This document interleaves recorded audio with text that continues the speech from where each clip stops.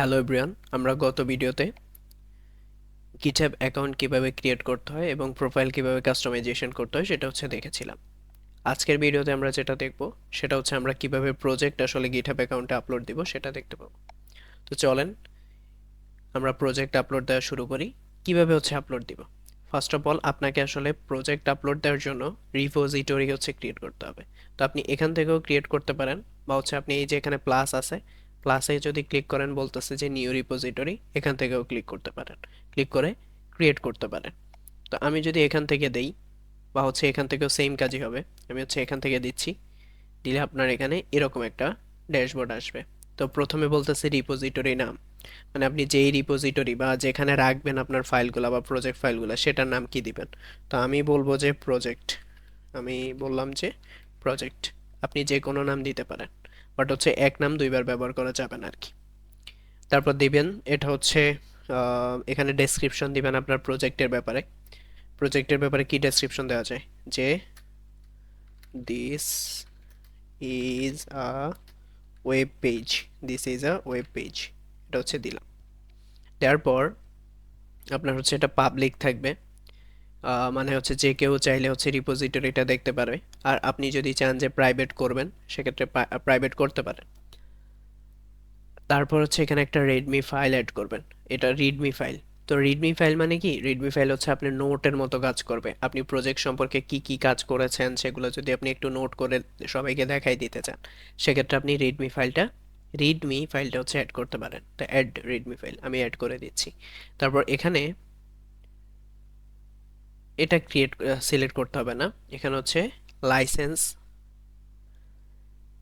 আমাদের একটা সিলেক্ট করতে হবে। তো এখান থেকে আপনারা এমআইটিটা সিলেক্ট করতে পারেন, বা এই যে জেনারেল পাবলিক লাইসেন্স ভার্সন 3.0 বা ওটা সিলেক্ট করবেন।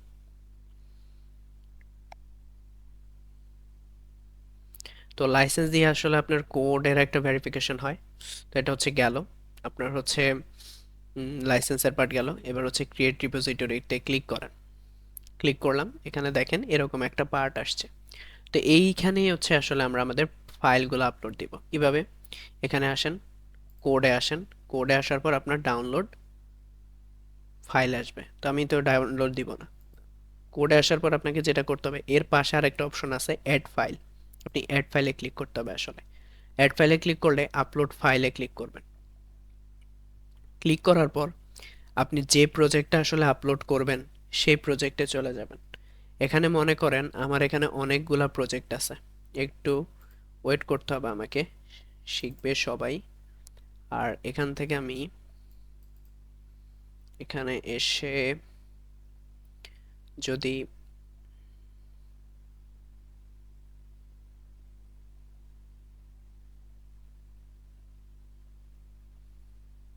আমাদের এই প্রজেক্টটাতে আসি, এটা index.html ওপেন করেন, তাহলে এই প্রজেক্টে এরকম আছে। ঠিক আছে?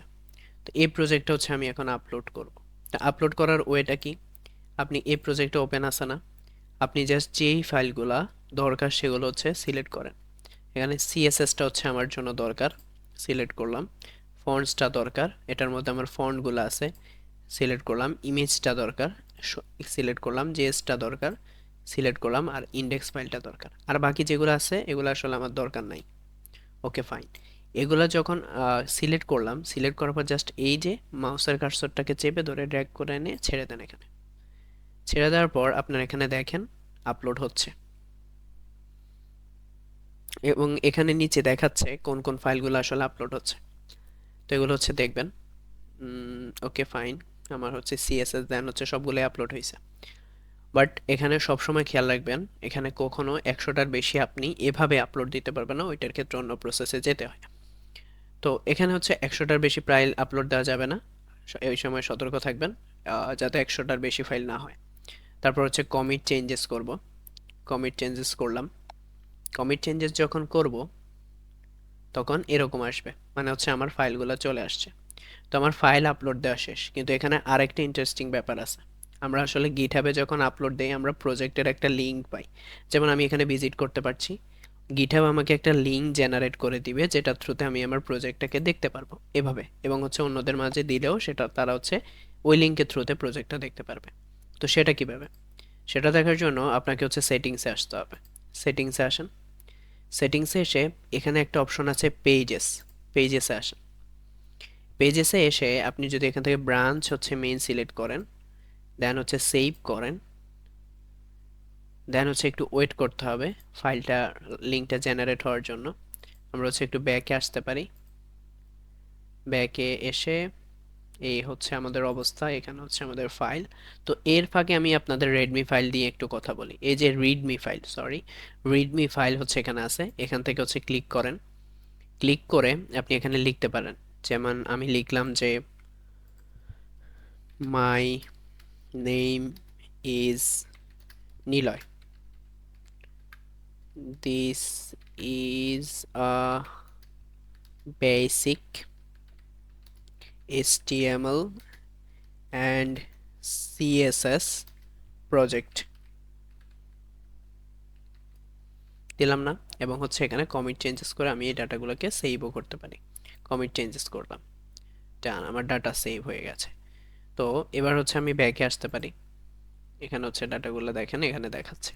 এবার যদি আবার সেটিংসে যাই, এতক্ষণ কিন্তু যে সময়টা দিয়েছিলাম ওইটা হচ্ছে লিঙ্ক জেনারেটের জন্য। পেজেসে আসেন, তাহলে দেখতে পাবেন এখানে হচ্ছে একটা লিঙ্ক জেনারেট হয়ে গেছে, এবং এটাতে ক্লিক করলে আপনি আসলে আপনার প্রজেক্টটা দেখতে পারবেন। এবং এটা আসলে আপনি যে কাউকে দেখা মানে দিলেই সে হচ্ছে এই লিঙ্কের থ্রুতে কি করতে পারবে, আপনার প্রজেক্টটাকে ভিজিট করতে পারবে। তো আমরা আজকের ভিডিওতে দেখলাম যে কিভাবে গিটহাবে হচ্ছে প্রজেক্ট আপলোড দিতে হয় এবং সেখান থেকে লিঙ্ক জেনারেট করতে হয়। তো আজকের ভিডিওটা এই পর্যন্তই। ধন্যবাদ সবাইকে।